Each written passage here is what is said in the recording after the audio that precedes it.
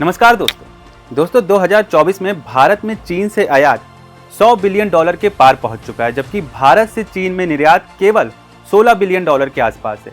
इस बड़े अंतर को देखते हुए हमारे विदेश मंत्री एस जयशंकर ने भारत और चीन के आर्थिक संबंधों को अनुचित और असंतुलित बताया है। उनका कहना है कि चीन को भारतीय बाजारों में अच्छी पकड़ मिली हुई है, जबकि भारत को चीन के बाजारों में वैसी जगह नहीं मिल पा रही है और ये असमान संबंध भारत के आर्थिक प्रगति के रास्ते में एक बड़ी रुकावट बन रहा है। अब सवाल ये उठता है कि क्या हम अपनी आर्थिक गति को बिना चीन पर निर्भर हुए बनाए रख सकते हैं या फिर चीन के साथ व्यापारिक संबंध बनाए रखना हमारी मजबूरी है।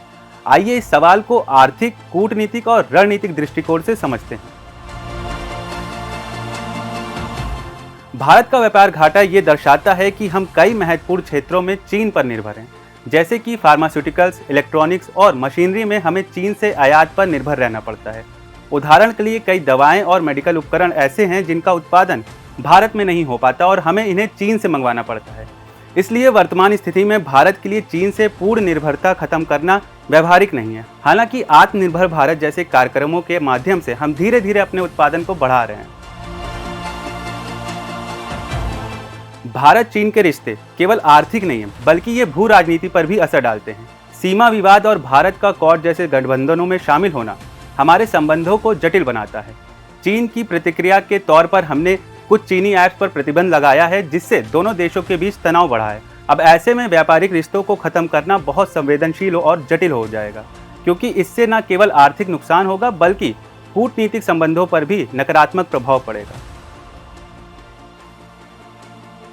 चीन की विस्तारवादी नीतियों को देखते हुए भारत को अपनी रणनीतिक स्वायत्तता को बनाए रखते हुए अपने आर्थिक रास्तों का चुनाव करना होगा। यदि हम अपने व्यापारिक रिश्तों को पूरी तरह खत्म कर देते हैं तो ये रणनीतिक रूप से हमारे लिए हानिकारक हो सकता है।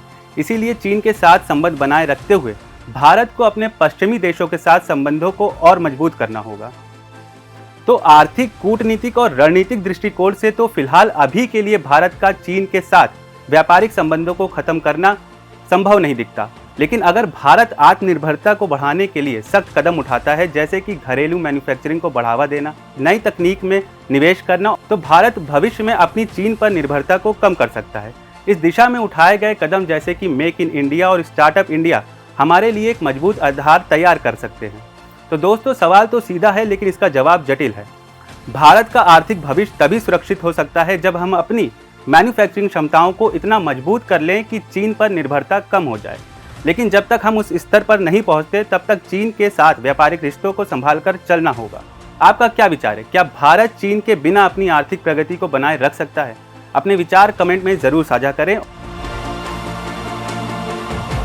और अगर आपको ये वीडियो पसंद आया हो तो वीडियो को लाइक और शेयर करना ना भूलें। मिलते हैं नेक्स्ट वीडियो में। धन्यवाद।